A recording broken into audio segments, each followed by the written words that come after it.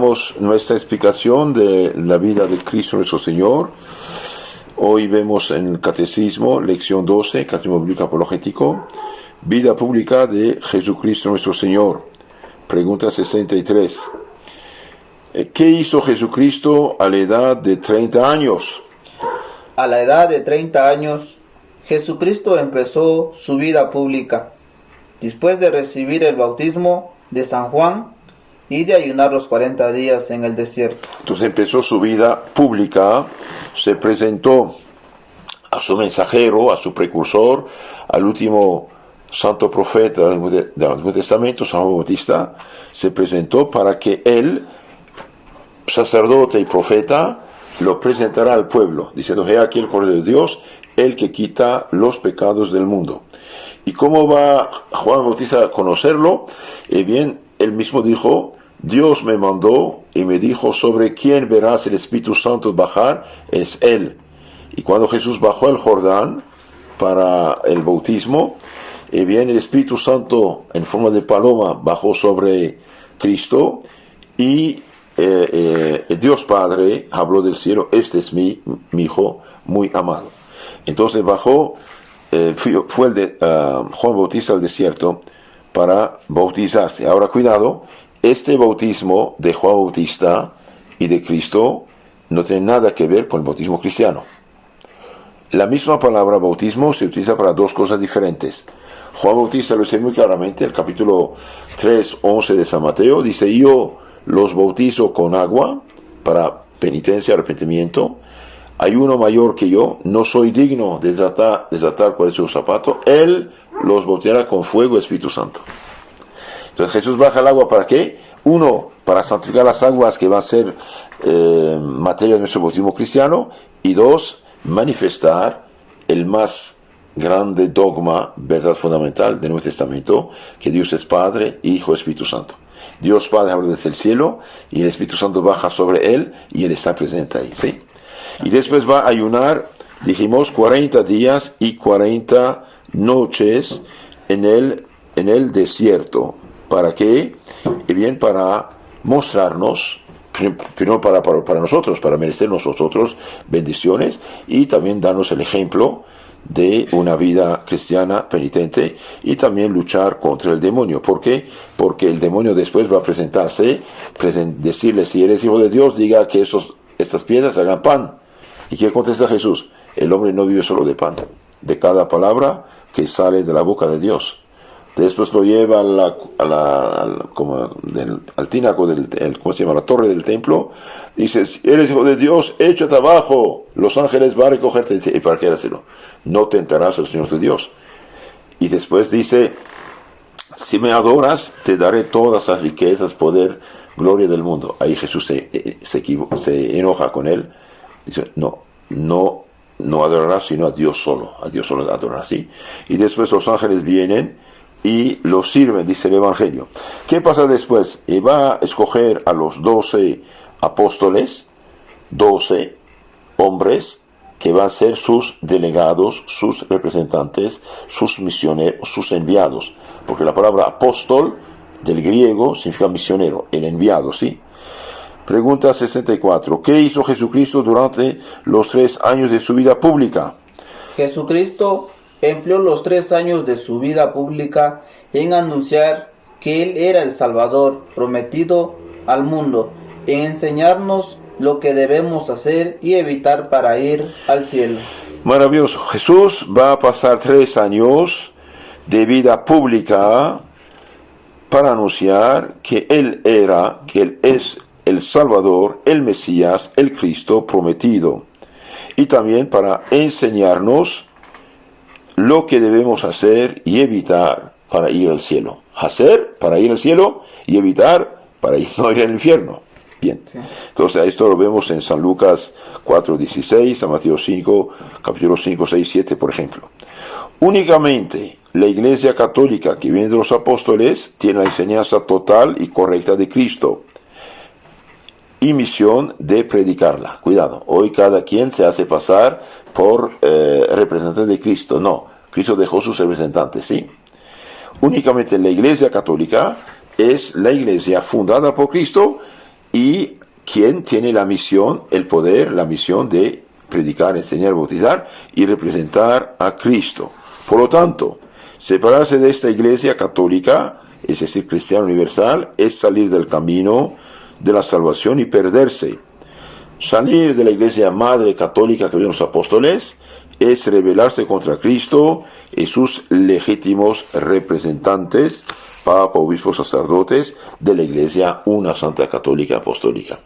¿Y cómo sabemos esto? Y bien, en San Lucas 10, 16, por ejemplo, Jesús dice a los apóstoles: quien a ustedes escucha, me escucha; quien a ustedes rechaza, me rechaza. Cuidado, es algo serio. ¿Y qué hicieron los apóstoles? Los apóstoles sí dejaron lugartenientes, obispos, sacerdotes o presbíteros y diáconos. Sí dejaron lugartenientes. Por ejemplo, en Timoteo, en 2 Timoteo 2:2, ¿qué dice? San Pablo dice a Timoteo, obispo, es decir, encargado de guiar la comunidad cristiana: lo que oíste de mí, comunica a los hombres fieles, aptos de comunicarlo a otros. ¿Y qué es lo que ha oído de San Pablo? Y bien, toda la vida cristiana que no está escrita. No está escrita. Entonces la iglesia, antes de escribir el Evangelio, o más bien un resumen del Evangelio, bautizaba, daba el Espíritu Santo, celebraba la Eucaristía o fracción del pan, rechazaba a los demonios, ungía a los enfermos, ungía a sacerdotes y obispos. Todo está lo que los protestantes quieren saber. Y después, poco a poco, escribieron un pequeño resumen para ayudar la memoria de los ayudantes de los apóstoles a predicar. Pero todo no está escrito. Por ejemplo, algo muy importante, Hechos de los Apóstoles 15, capítulo 15, 24. Muy interesante. Unos cristianos judíos de Jerusalén van a Antioquía, decir a los recién bautizados: ustedes tienen que seguir la ley de Moisés. Y los apóstoles intervienen, dicen: gente sin nuestro conocimiento y nuestra autorización fue perpetrada a ustedes, no les hagan caso. Eso es lo que tienen que hacer, les dan directrices. Entonces hoy, que cualquiera toma una Biblia que no habla, un libro mudo que no habla, y él habla, la hace hablar, interpreta a su modo, a gusto, eso no vale. No. Los apóstoles dejaron autoridad humana con voz, mano, pie, ojo y oído. Dejaron los sucesores. Como uno recibe la vida de su padre su abuelo, así la iglesia católica empezó con Cristo, los apóstoles, y los apóstoles dejaron lugartenientes, obispos, presbíteros o sacerdotes y diáconos. Y el obispo de Roma lo llamamos papa. ¿Sí? Entonces Jesucristo, durante estos 3 años, cumplió las profecías, enseñó el camino del cielo y escogió a los apóstoles. Pregunta 65. ¿Qué virtudes nos enseñó Jesucristo? Jesucristo nos enseñó todas las virtudes, y más especialmente la humildad, la pobreza, la obediencia, la paciencia y el amor al prójimo. Entonces Jesucristo enseñó todas las virtudes, pero especialmente la humildad, fíjese. ¿Por qué? Porque por orgullo nos perdimos, por orgullo, soberbia, los ángeles se perdieron, se son demonios, y bien Él va a enseñar la humildad. ¿Dónde nace? En humildad, en Belén, en un pesebre. ¿Qué vida lleva? De pobreza.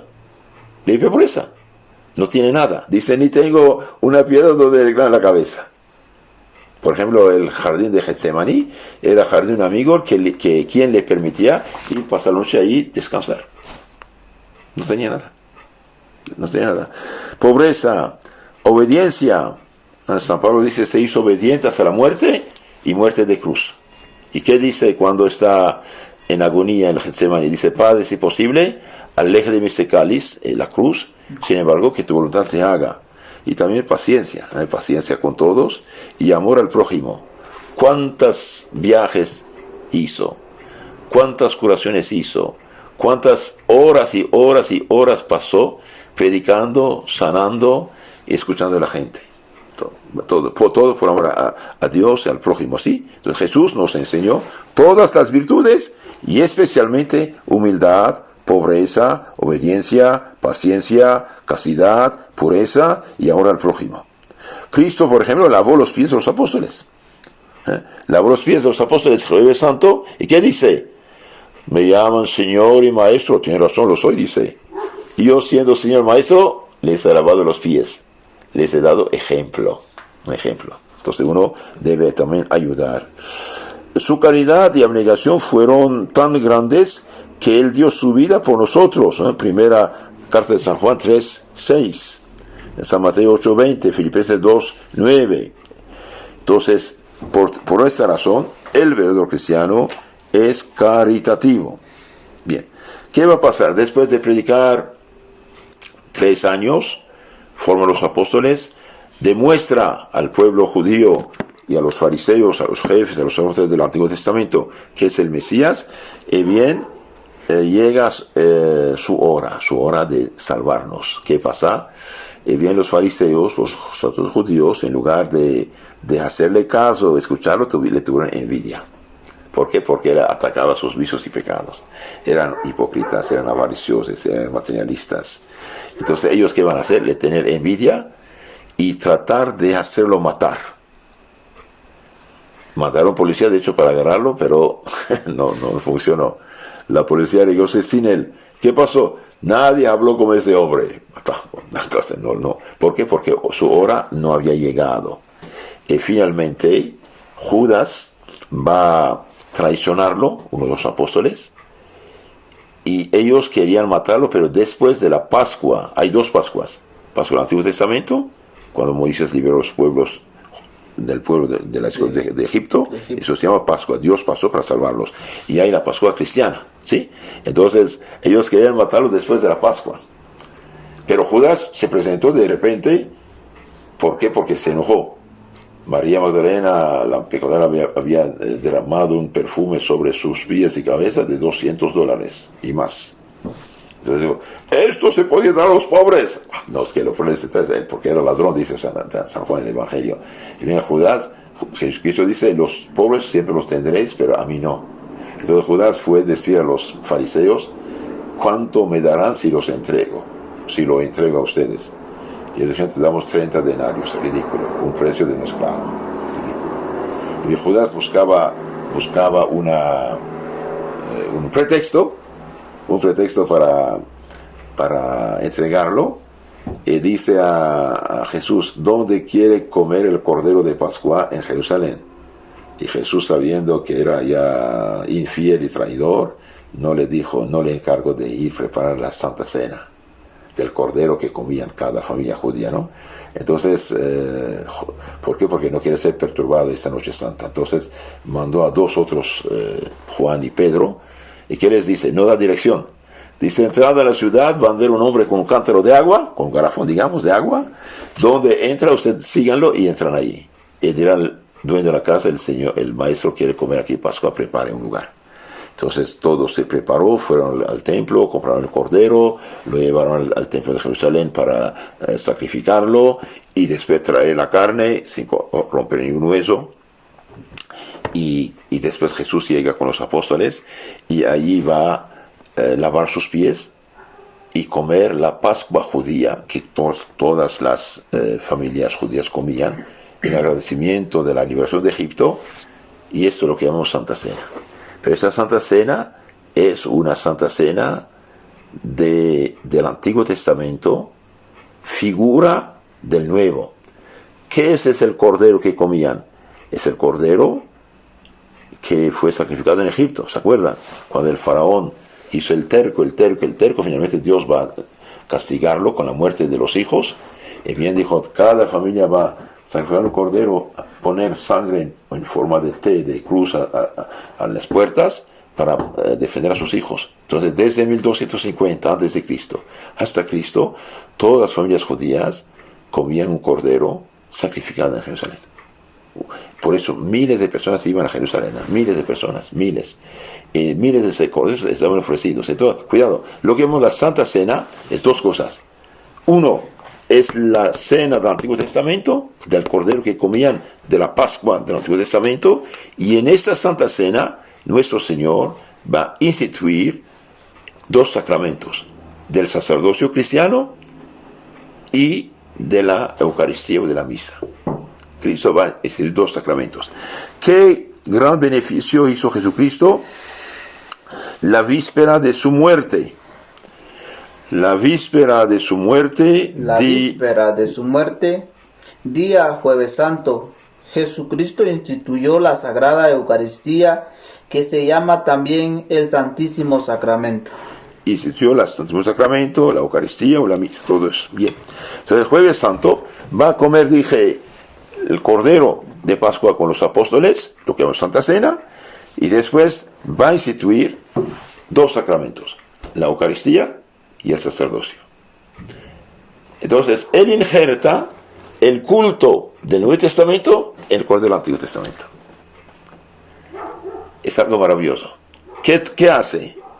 Y bien, ¿qué hace en esta noche? Después de haber lavado los pies, después de haber hecho el Cordero Pascual con ellos, etc., mientras comían, en San Mateo 26, mientras comían, tomó Jesús pan, y después de bendecirlo, lo partió, y dándoselo a los discípulos, dijo, tomad y comed. Tomad y comed. 1 Corintios 11:24. Esto que tengo en mi mano es mi cuerpo, que se entrega por vosotros. Haced esto en memoria mía. Al decir haced esto en memoria, a los apóstoles daba el poder de consagrar su cuerpo. Los hacía sacerdotes con esta palabra. Les daba el poder de consagrar. ¿Qué dijo? Esta cosa, este pan que tengo en mi mano, es mi cuerpo. Lo que yo hice, háganlo ustedes también. Y asimismo, después de haber cenado, tomado un cáliz y dando gracias, se lo dio diciendo, tomad y repartíoslo, bebed todos de él, porque esta es mi sangre.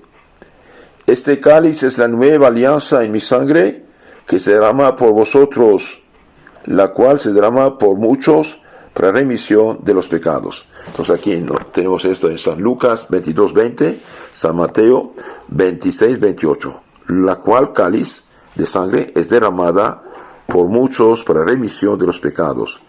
Y San Pablo dice, 1 Corintios 11:25, ¿cuántas veces lo bebáis? Haced esto en memoria mía. Pues cuántas veces comáis este pan, bebéis este cáliz, anunciaréis la muerte del Señor hasta que venga.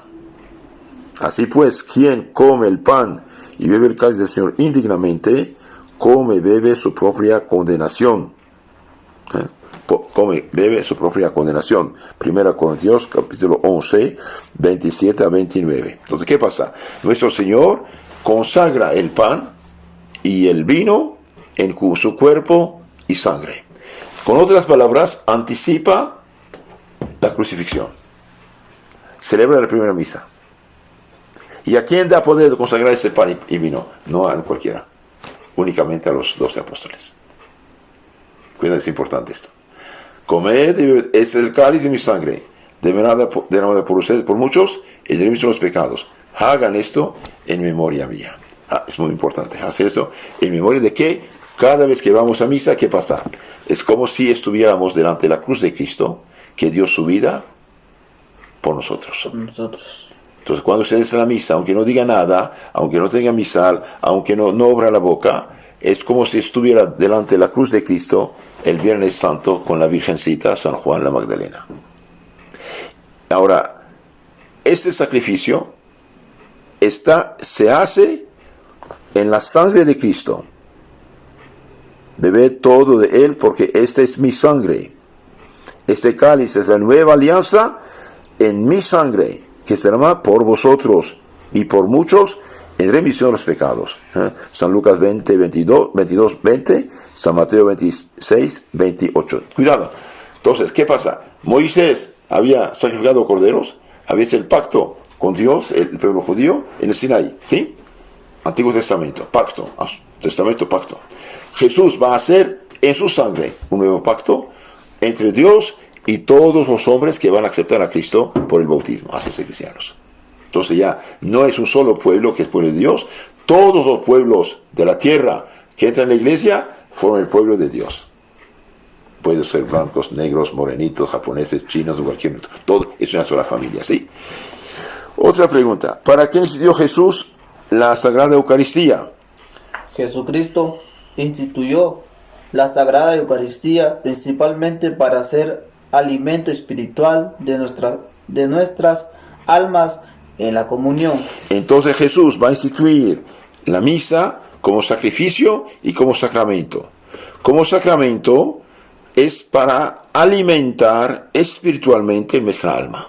Entonces cuando uno recibe la hostia consagrada, y únicamente un sacerdote puede consagrarla, nadie más, y bien, es Jesús que se comunica a nuestras almas bajo esta forma. Como el pan alimenta, así la comunión, el cuerpo de Cristo, alimenta el alma del cristiano que lo recibe dignamente, es decir, que lo recibe sin tener pecado grave no perdonado sobre la conciencia. Por eso el que comulga en pecado viene a ser un sacrilegio. Es como echar el cuerpo de Cristo a la basura. Pero el que lo recibe dignamente, con el alma purificada, santificada, realmente recibe cuerpo, sangre, alma y divinidad para su salvación. Entonces es algo muy, muy, muy hermoso esto, muy hermoso. Ahora, ¿quién puede consagrar el cuerpo de Cristo? Dijimos únicamente un sacerdote ordenado, no cualquiera. Cualquiera puede hacer un simulacro, pero no hay nada. Por desgracia, mil veces por desgracia, los pobres cristianos engañados en el protestantismo no tienen el cuerpo de Cristo. ¿Por qué? Porque el pastor no es sacerdote. Por lo tanto, no tiene poder de consagrarlo. No tiene poder. Por ejemplo, del siglo I al XVI, durante 1500 años y pico, únicamente todos los fieles cristianos han dicho y proclamado que únicamente un sacerdote puede consagrar el cuerpo de San Cristo, ningún otro. Llega Lutero, desbarata todo esto. Y hoy peor todavía, ya no hay nada. Entonces cuando te da una galleta, cuando te da un jugo, aunque es de pan y vino, no tiene poder consagrarlo. Pan tenía, pan te da. Vino tenía, vino te da. Mientras que en la misa realmente el pan y el vino consagrado por un sacerdote legítimo, bien, se cambia el cuerpo, sangre, alma y divinidad. ¿Qué queda del pan? Las apariencias, olor, color, sabor y gusto y tamaño, nada más. Es Cristo que recibimos. Por eso, por ejemplo, cuando uno va a la iglesia y ve la lámpara del Santísimo presente, Cristo está ahí presente. El mismo Jesús que estuvo en Belén, que estuvo en Jerusalén, que murió, resucitó, fue al cielo, está presente en su cuerpo, sangre, alma y divinidad. Esa es la fe de la iglesia. Y actualmente hay hostias, desde siglos, pero ahora actualmente los médicos hicieron análisis de hostias transformadas en carne. Es carne y sangre humana viviente. Como no es posible. Cuando la sangre sale del cuerpo, muere. Para estar viviente. Eso se llaman milagros eucarísticos. Hay un profesor Castañeda que analizó esto, realmente es algo maravilloso. Entonces cuando uno ve una iglesia y entra y ve ahí la lámpara del Santísimo, el Señor está aquí presente. Realmente Jesús está presente. Usted va, habla con Él, lo escucha, reza, le agradece. Y mientras uno tiene el alma limpia de pecado, debe recibirlo. El que come mi cuerpo y bebe mi sangre, tiene la vida eterna y yo lo resucitaré el último día. Todo la final del capítulo 6 habla de esto. Terminamos. ¿Qué dice aquí Jesús? Dice, esto es mi cuerpo. Es el cáliz de mi sangre. De la nueva alianza. El que come mi cuerpo y mi sangre tiene la vida eterna. Mi carne es verdadera comida, mi sangre es verdadera bebida. San Juan capítulo 6, 35 a 59. Cuidado, es importante. El que come mi cuerpo y bebe mi sangre tiene la vida eterna. Mi carne es verdadera comida. Mi sangre, verdadera bebida. Verdadera, insiste. El que come mi cuerpo y bebe mi sangre tiene la vida eterna. Y yo lo resucitaré el último día. Los protestantes dicen esto simboliza, no señor. Dice esto es, no dice eso simboliza mi cuerpo, no, esto es mi cuerpo, esta es mi sangre. Bien, terminamos esta lección. Nuestro Señor entonces a los 30 años empezó su misión,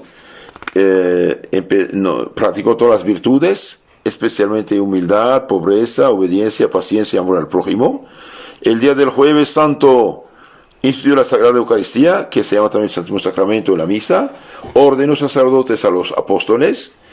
¿Y para qué instituyó la Eucaristía? Principalmente para ser alimento espiritual de nuestras almas en la Santa Comunión. Y no olvidemos, la Santa Comunión borra, dignamente recibida, sí, borra los pecados veniales, aumenta la santidad, la gracia, y nos preserva de los pecados mortales. Nos preserva del pecado mortal. Como la comida nos preserva de la enfermedad y de la muerte, así el que come y bebe el cuerpo del Señor dignamente, y bien, crece en santidad, se queda limpio, y esta comunión lo preserva, lo protege del pecado mortal, y también es prenda de vida eterna y resurrección gloriosa. Mire lo que dice aquí en San Juan, capítulo 6, 51 y 54. Si alguno come de este pan, vivirá para siempre.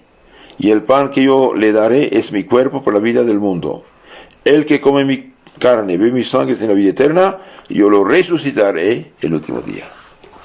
Esa es la fe de la Iglesia. Por lo tanto, cualquier disque iglesia fundada por hombres 1800 o 2000 años después, no entiende nada del Evangelio, pobrecitos. Que Dios nos cuide, la Virgen nos ampare. Amén.